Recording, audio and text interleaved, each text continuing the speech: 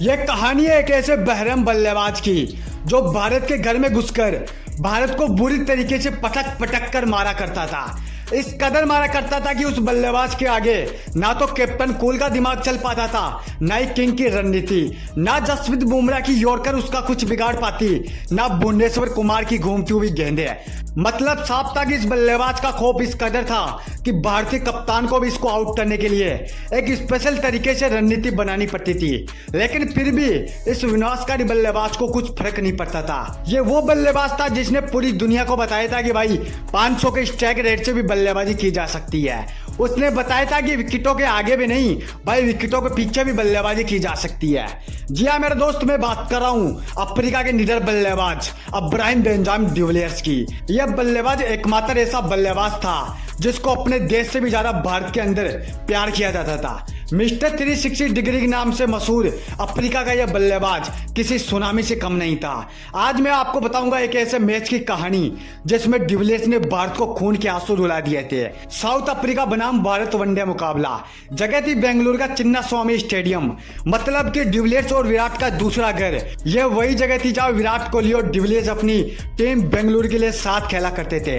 Toss हारकर पहले बल्लेबाजी करने के लिए आई भारतीय टीम ने साउथ अफ्रीका को जीतने के लिए 314 रन का एक डिफेंडिंग टोटल दिया, जिसका पीछा करने उतरी अफ्रीका की टीम के शुरुआत के 3 विकेट 17 रनों के स्कोर पर ही गिर जाते हैं। भुवनेश्वर कुमार की घूमती हुई गेंदों के सामने तीनों बल्लेबाजों ने अपने घुटने तक टेक दिए थे। अफ्रीका डेविड मिलर की शानदार बल्लेबाजी से संभल ही रहा था कि तभी पीछे से एक और विकेट गिर जाता है। अफ्रीका का स्कोर 7 ओवरों में 4 विकेट के नुकसान पर मात्र 27 रन था। लेकिन एक बार फिर से पारी का 9वां ओवर लेकर आए भुवनेश्वर कुमार ने डेविड मिलर को आउट करके अफ्रीका से जीत को लगभग छीन लिया था। 3 मैचों की वनडे सीरीज में दोनों टीमें 1-1 की बराबरी पर थी। यह मैच जो भी जीतता वो सीरीज पर कब्जा कर लेता, तो जाहिर सी बात थी अफ्रीका इस मुकाबले से बाहर हो चुका था। लेकिन कहानी यहीं पर ही खत्म हो जाती तो फिर पूरी दुनिया ये मान लेती कि वो जो मिस्टर 360 डिग्री बल्लेबाज है ना, वो किसी काम का नहीं है। यहीं से शुरुआत होती है मैच की असली कहानी की। डिविलियर्स ने मैदान पर एंट्री ली और इस कदर एंट्री ली, अब वो स्कोर 15 ओवर आते आते 107 रन हो चुका था। लेकिन एक बार फिर से यह मैच फंस जाता है। मोहम्मद शमी ने अफ्रीका के बैक टू बैक 2 बल्लेबाजों को पवेलियन लौटाकर भारत की जीत को सुनिश्चित कर दिया। एबी डिविलियर्स के पास अब कोई और रास्ता नहीं बचा था। अगर ऐसा ही चलता रहता तो भारतीय सीरीज को अपने नाम कर लेती।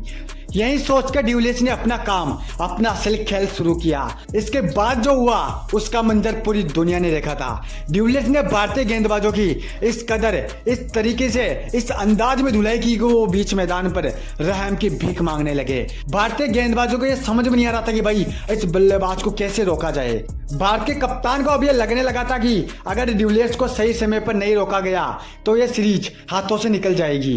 कप्तान ने हर दाव आजमाया, हर रणनीति आजमाई, लेकिन उस दिन डिविलियर्स के सामने कोई भी रणनीति नहीं चली। हर एक गेंद के बाद भारतीय इस मुकाबले से दूर होता जा रहा था।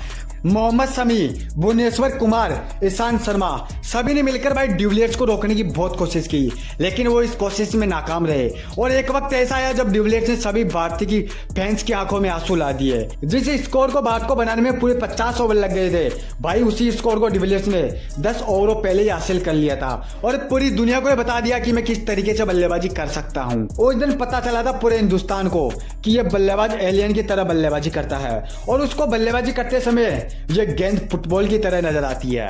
और इस दिन डिविलियर्स ने किसी भी भारतीय गेंदबाज को नहीं छोड़ा और नतीजा ये हुआ कि अफ्रीका ने यह सीरीज 2-1 से अपने नाम कर ली।